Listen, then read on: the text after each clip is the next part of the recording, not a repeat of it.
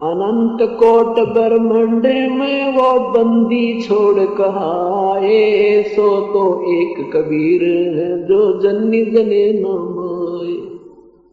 अनंत coat ब्रह्मांड का एक रति नहीं भारे, सतगुरु पुरुष कबीर हैं ये कुल के सिरजनहारे। ये सारी सृष्टि के रचनहार कुल मालिक कबीर परमेश्वर है। चारों वेद गवाह देते हैं, चारों वेद गवाही देते हैं और श्रीमद् भगवत गीता भी गवाही देती है कि वो परमात्मा कोई और है। चारों पवित्र वेदों का सार है गीता जी। फिर भी गीता जी के 8वें अध्याय के 9वें मंत्र में परमात्मा के नाम का संकेत है। उसमें कवियम लिखा, कवियम कवियम।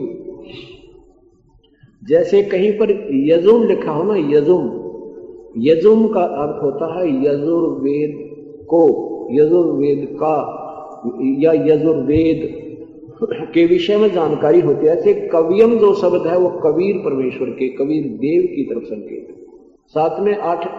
8वें अध्याय के 5 और 7 मंत्र में काल ने ब्रह्म ने अपनी साधना के विषय बताया कि अंत समय में मेरी साधना करता हुआ शरीर छोड़ेगा तो मुझे प्राप्त होगा। और 8वें अध्याय के 8, 9, 10 में बताया कि उस परमात्मा का भी यही प्रोसीजर है, उसकी भी अंत समय में जो उस कवियम यानी कबीर परमेश्वर जो सबका अनादि, सबका धारण करता, सूर्य के सदृश तेजों में बहुत शक्तिशाली, सारे सृष्टि का रचनहार कुल मालिक, उसकी सेवन करता हुआ शरीर छोड़ता है, उसको प्राप्त होता है। तो हमने उस समर्थ का शरण ग्रहण करनी है जिसमें स्वयं गीता बोलने वाला परमात्मा कहता है कि अर्जुन 18वें अध्याय के 62वें श्लोक में कि तू सर्व भाव से उस परमेश्वर की शरण में जा। सर्व भाव से मीन अनन्य मंत, यानी फिर किसी इष्ट अष्ट में तू अन्य किसी के अंदर आस्था मत रखना।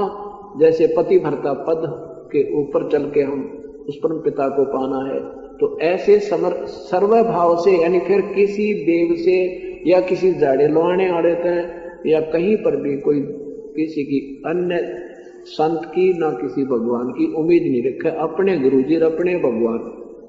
फिर वो पति भरता पद पर आ गए। ऐसी जो पति भरता पद पर आते हैं, कहते हैं पति भरता जमी पे जो जो धर है पावे, समर्थ झाड़ू देत है ना काटा लग जाए। उनके लिए है ये कहानी जो कथा सुनाई जा रही है, जो कति एक रस हो जाएंगे। परमात्मा तेरे चरणों में मरे से जीवन तेरे ही पाड़े में मरेंगे मालिक, अंतिम सांस तक यही रखियो मेरे प्रभु। कहते उनके लिए फिर ये परमात्मा इस जीवन सफर में जो पाप रूपी कांटे आने थे उनको बुहारता चलता है कि मेरे बेटा बेटी के, मेरे बच्चे के कितने ये कर्म रूपी कांटा फिर ना लग जाए। समर्थ झाड़ू देत है, वो दास बनकर चलता है। कहते हैं जो जन हमारी शरण है ताका हूं मैं दास, और गैल गैल ला गया जब लग धरती आकाश। वो उस परमेश्वर ने आज अपनी प्यारी आत्माओं को फिर ढूंढ लिया और कहां कहां जा करके किस किस प्रकार से किसी किसी के माध्यम से अपनी प्यारी आत्माओं को अपने चरणों में ले रहे हैं। और कुछ दिनों में देखना बिल्कुल निर्मल ज्ञान हो जाएगा आपको। कोई ये बच्चे जैसे मंदिर मस्जिद में या कोई और पूजाएं करते हैं, आपको बच्चे लगेंगे जैसे गुड़िया के खेल खेलने वाले। आपको इतने लगेंगे, रहम आया करेगा ये भगवान देख के कैसे मनुष्य जीवन को बर्बाद कर रहे हैं बोली आत्मा। ये क्यों कर समझावा इन्हें, कहें तो ये उल्ट पड़े, परंतु आएंगे सभी। कुछ तो आएंगे आपके सुख देख के और कुछ आएंगे आपके ज्ञान को सुन के। जो पुण्यात्मा परमात्मा की प्यारी आत्मा पिछले संस्कारों के हैं वो तो शीघ्र आ जाएंगे, बाकियों का कलम चढ़ेगी। अब के और भी कलम चढ़ेगी जो अभी तक सतभक्ति पर नहीं लगे हैं। इन डरे ढोण वालों के चक्कर में ढोए गए, उनके साथ शास्त्र विरुद्ध साधना बताने वालों के पीछे लगे रहे या ब्रह्म तक की साधना करने वालों के पीछे लगे रहे, तो वो अभी भ्रम भटक रहे हैं। वो भी उनका भी कलम चढ़ेगी। देखो ऐसा देख रहा है 10 वर्ष के जीवन में कुछ ऐसे हंस आत्मा है, नाम लेते पूरा परिवार ऐसे लग जाता जैसे पहले से लगा हुआ था। ये तो प्राणी संस्कार इनके बैलेंस रह रहे थे, बकाया थे, वो फिर आगे शरण में उसी परमेश्वर के उपासक है। उनमें कोई शंका नहीं रहती, फिर कोई कुछ कहो उल्टे नहीं हटते।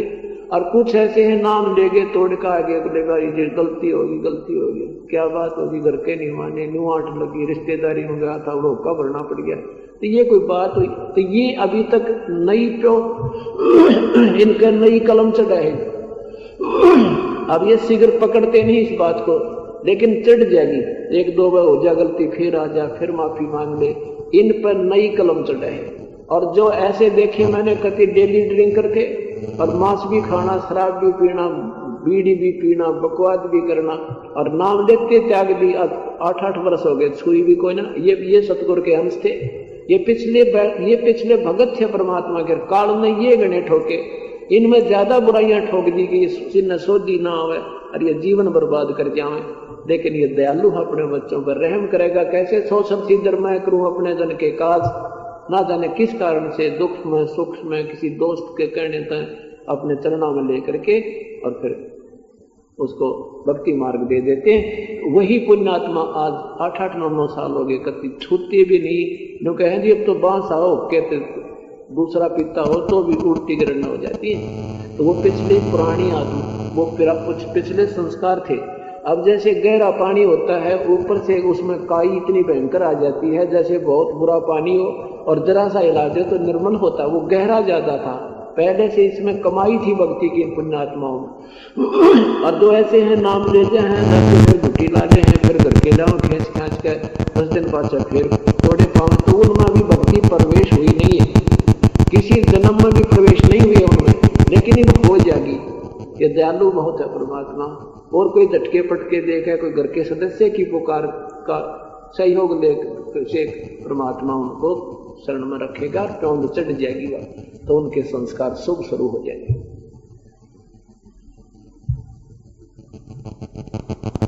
वो परमात्मा कौन है? वो कबीर है। परमेश्वर कबीर से वेदों में कबीर देव लिखा है।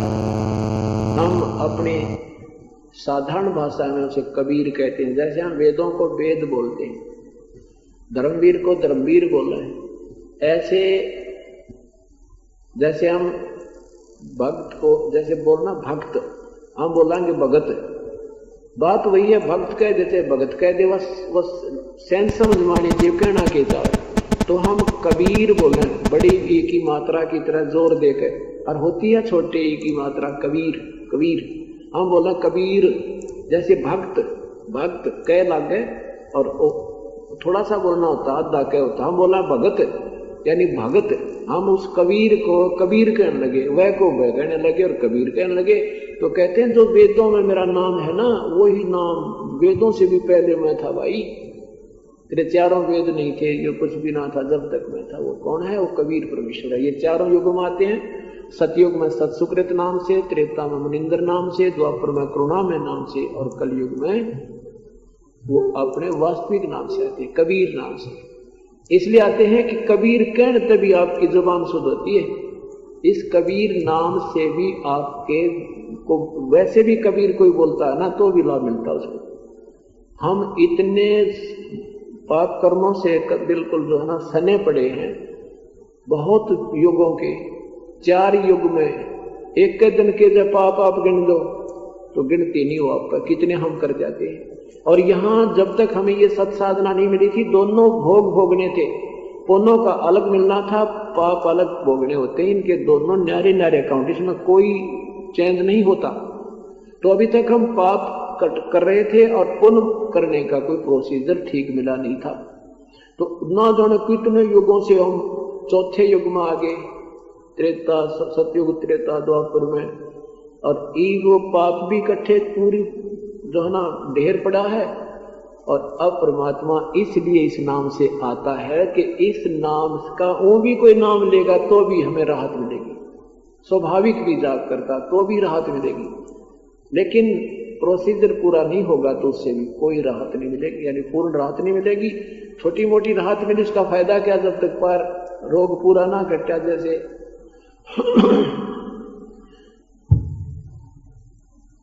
हम भयंकर रोग है और उसमें एक छोटे से दर्द की अस्थाई, जो दर्द को ठीक करने वाली गोली खा भी दी तो उससे और रोग कटे का प्रोसीजर पूरा अपनाएंगे तो फिर वो जड़ से रोग मिटेगा, तो वो दर्द पूरा खत्म होगा।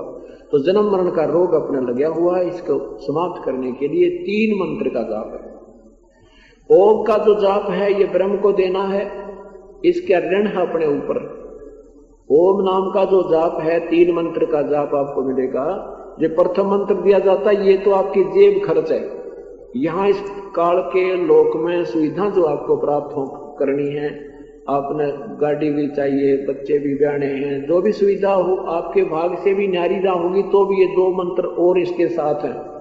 इन मंत्रों से के सहयोग से और इन 5 मंत्रों के सहयोग से आपको ये सुविधा मिलनी प्रारंभ हो जाएंगी और ये 2 मंत्र का जाप आपका भविष्य आगे चलने के लिए सेफ कमाई रह जाएगी या समाप्त नहीं होगी। और इससे ये अंदर कमल बने हमारे, ये 500 कमलों पर ब्रह्मा विष्णु महेश रूप में ये जो अधिकारी बैठे हैं, इनसे ऋण मुक्त होने के लिए ये मजदूरी करते हैं। हम जाप नहीं की, इनकी पूजा नहीं करते ब्रह्मा विष्णु महेश की, इनसे हमने कनेक्शन ले रखे हैं। जैसे टेलीफोन का बिल भरते रहेंगे तो कनेक्शन हमें मिला रहेगा, बिजली का बिल भरते रहेंगे तो हमें उसकी राहत मिलेगी।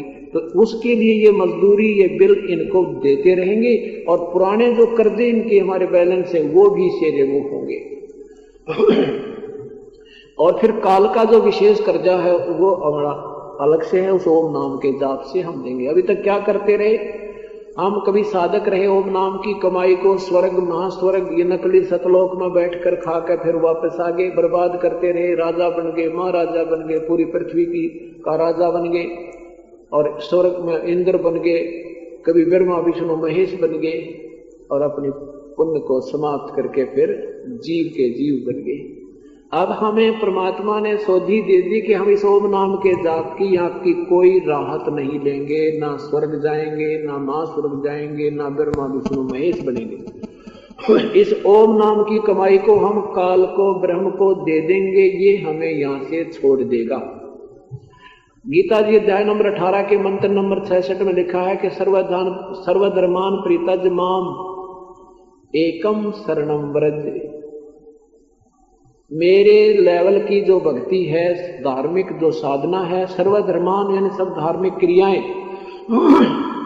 मेरे को त्याग के सर्वधर्मान परित्यज्य माम, मेरे लेवल की सारी पूजाओं को मुझ में छोड़ के एकम शरणम व्रज। एकम माने वो सर्वशक्तिमान जिसके बराबर दूसरा ना हो, अद्वितीय, उस परमेश्वर की शरण में चला जा।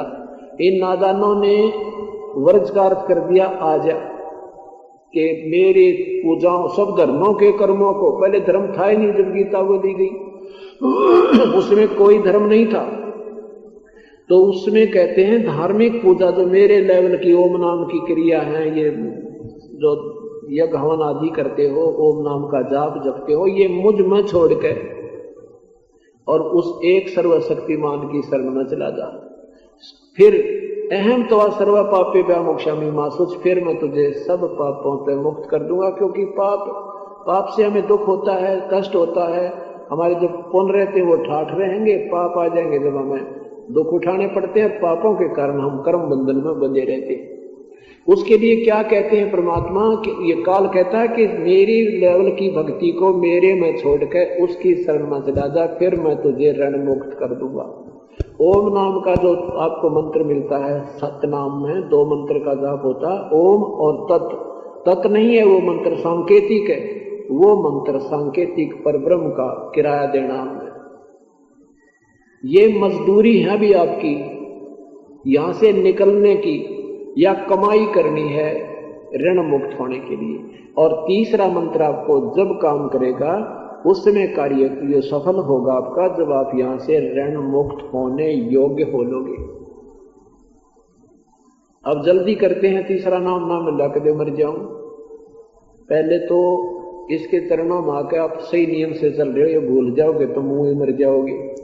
इब मरना भी आपके बस का कोई ना, काल के बस का कोई ना आपको मारना, लेकिन हम ही गलती कर जाते हैं, नियम भंग कर देते हैं, फिर तो कद्दे मारो काल किसी प्रकार कुछ करो।